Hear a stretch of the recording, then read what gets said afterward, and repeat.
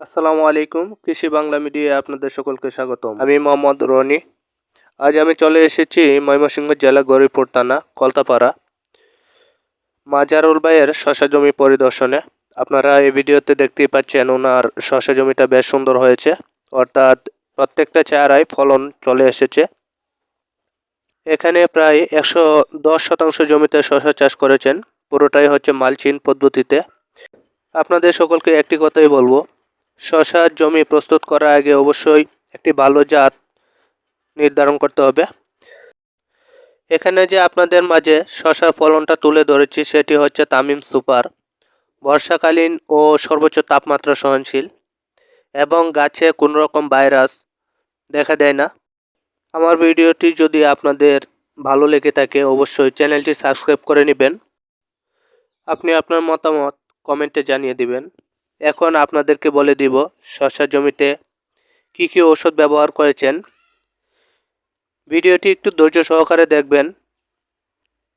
এখানে দুটি কোম্পানির পণ্য ব্যবহার করা হয়েছে। এক হচ্ছে অটোক্রপ কেয়ার লিমিটেড কোম্পানি, দুই হচ্ছে বায়ার। প্রথমত গাছের পাতা 2 পাতা অবস্থায় সাকসেস ব্যবহার করেছেন প্রতি 16 লিটার পানিতে 25 মিলি। ঠিক 2 দিন পর কনফিডর ব্যবহার করেছেন।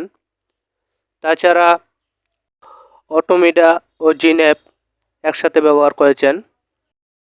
শশা গাছে যখন ডুগা চলে আসে সেই ক্ষেত্রে ক্যাব্রিওটপ ও সানমেকটিন একসাথে ব্যবহার করেন।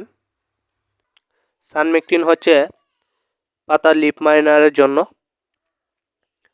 ক্যাব্রিওটপ গাছের পাতা সজীবতার পাশাপাশি ফুল ফল বৃদ্ধি ও গাছের দ্রুত গ্রোথ বাড়ানোর জন্যই ক্যাব্রিওটপ ব্যবহার করা হয়েছে।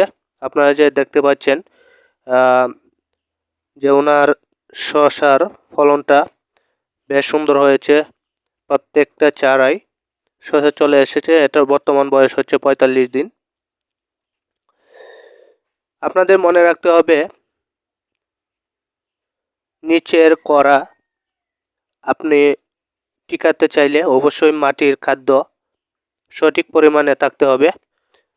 তাছাড়া লোনা ও কমপ্লেক্সাল ব্যবহার করেছেন। আপনাদেরকে আমি একটি কথাই বলবো, আপনি আপনার ফসলে রোগ আসার আগেই ওষুধগুলো ভালোভাবে স্প্রে করে রাখতে হবে, যাতে করে আপনার ফসলটা দীর্ঘদিন সুরক্ষা দেয়। তাপমাত্রা যখন বেড়ে যায় ওই ক্ষেত্রে আপনারা রুব্রালটা ব্যবহার করতে হবে। রুব্রাল প্লাস মিরাকুলান একসাথে ব্যবহার করতে হবে। শশার পাতায় ঢাউনি রোগটি দেখা দিলে অবশ্যই মাইক্রা ব্যবহার করতে হবে। আপনারা চেষ্টা করবেন সবসময় রোগ আসার আগে ওষুধগুলি ব্যবহার করা, এতে করে আপনার ফসল জমিটা ভালো থাকবে। আশা করি আপনাদের এই ভিডিওটি খুবই উপকারে আসবে। এখানে প্রত্যেকটা চারাই শশা চলে এসেছে, আপনারা দেখতেই পাচ্ছেন, এবং শশার কোয়ালিটি খুবই সুন্দর। আপনাদেরকে অনুরোধ করে বলবো যে আমার চ্যানেলটি অবশ্যই সাবস্ক্রাইব করে নেবেন,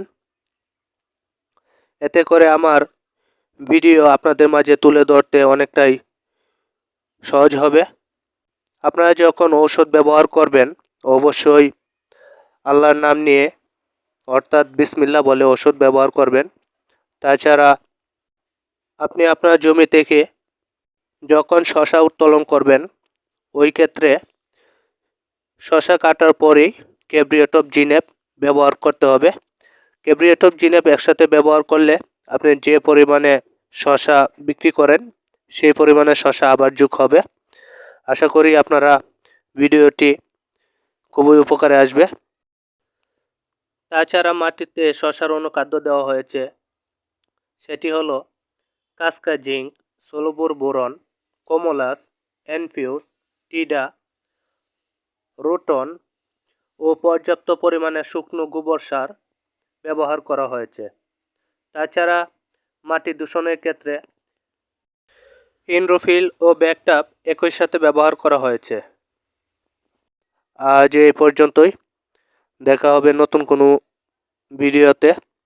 আর সেই পর্যন্ত ভালো থাকবেন, সুস্থ থাকবেন। আল্লাহ হাফেজ।